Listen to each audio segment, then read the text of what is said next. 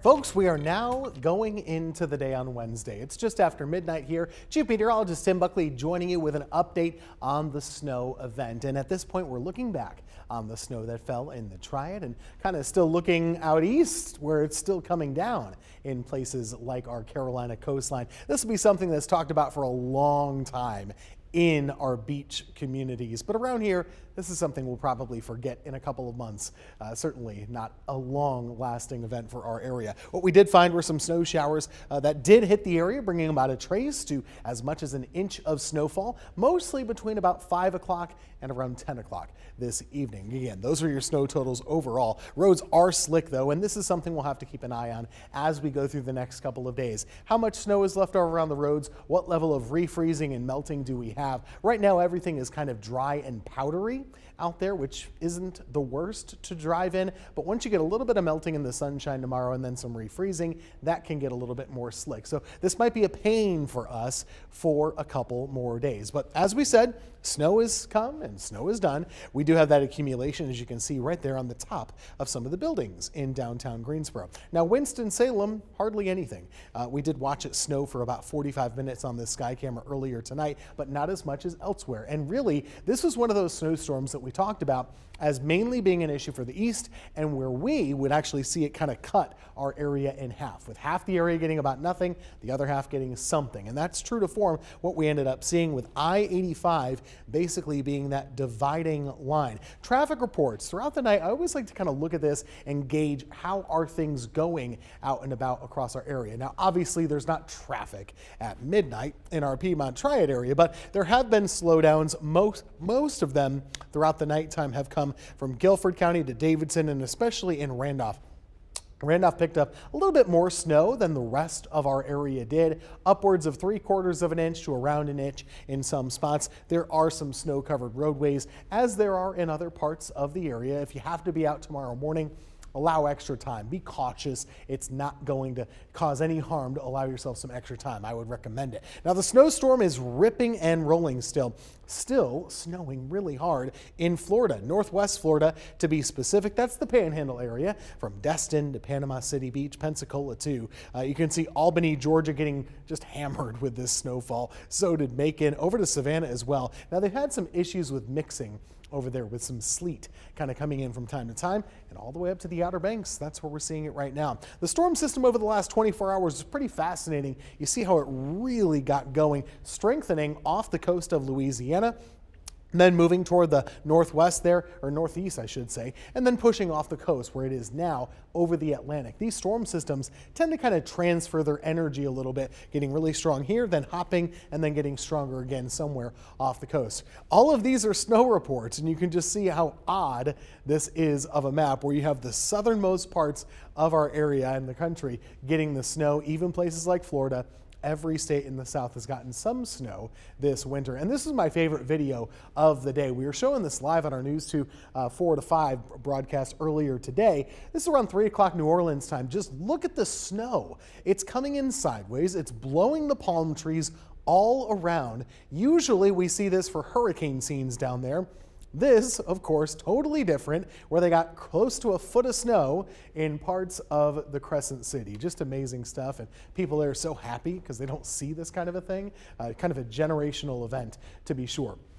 Now, you live here a while, you know it does snow at the beach sometimes. Myrtle Beach gets snow every now and again, but it's not as common as it is, let's say, here, and it's been hard for us to get lately, too. That's the view as of midnight along North Myrtle Beach. You might know the area right there along the main drag, and there is snow on the road, and it's probably going to stay there a while. Bitter cold air gripping the Carolinas. Just look at how heavy it is. When we're showing this, I always like to explain the color table. That white and blue, that's snowfall. And the lighter the color, that whitish color, is light snow. The darker and deeper blues indicate really heavy snow happening across those areas. So, for example, Orangeburg, South Carolina, Charleston, they're getting some snowfall. Savannah, too. They've had issues with some sleet mixing in every now and again. As we know, sleet is not fun. It can kind of ruin your snow a little bit. But it's not sleet. It's snow in Myrtle Beach along the Grand Strand, and they're getting big totals. So is Whiteville, over to Wilmington, Bald Head, Southport, you name it, Oak Island, Holden Beach. All your favorite beaches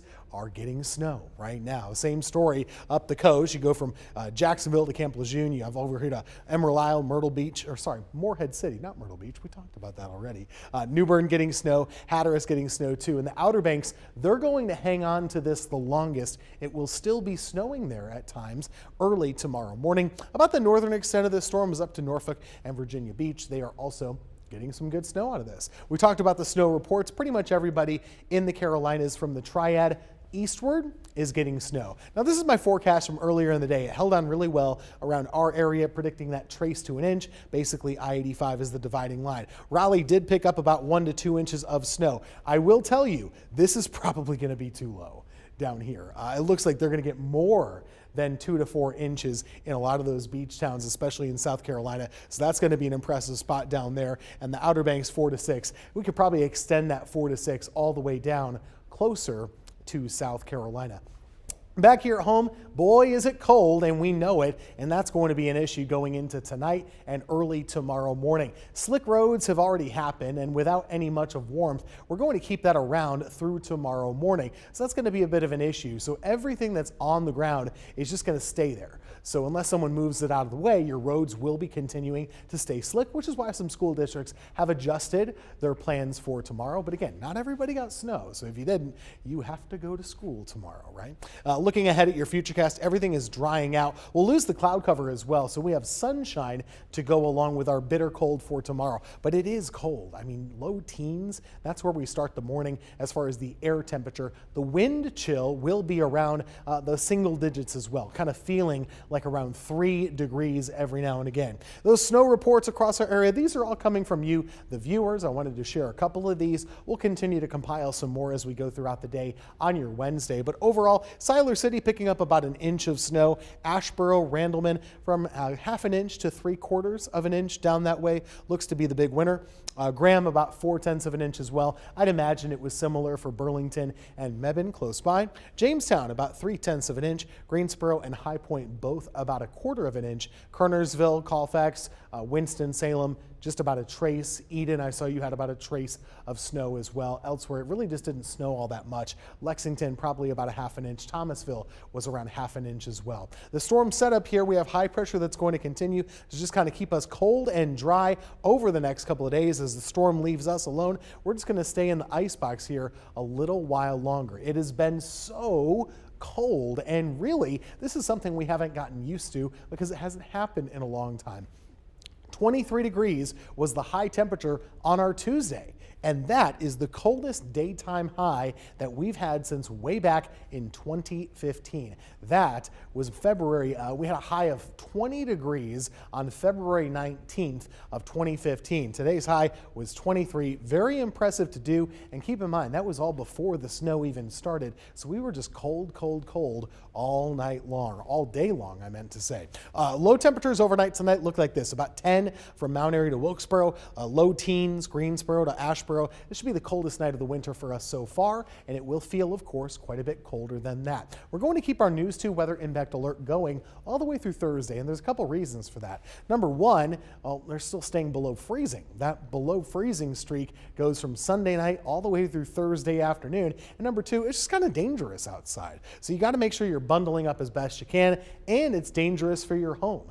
Frozen pipes can be a problem. We've seen water main breaks, things like that. Good idea to protect those, drip the water a little bit as best you can. This is going to continue until Thursday morning, and Thursday afternoon is when we should finally start to be able to warm things up at least a little bit. Not much, but we will at least get above freezing for the first time in quite a while. Here's your 7-day forecast. We'll walk you through this one. Right around 13 tomorrow morning. Again, be cautious on the roadways because there are likely going to be some icy and slick patches about the area, especially the side roads. The main streets are probably pretty good, but be slow and use caution as you're about the area. 13 for Thursday morning, just as cold there, not that windy. 35 for the high, barely edging above freezing. We'll keep an eye on that streak of hours below freezing, which starts from Sunday and goes through Thursday afternoon.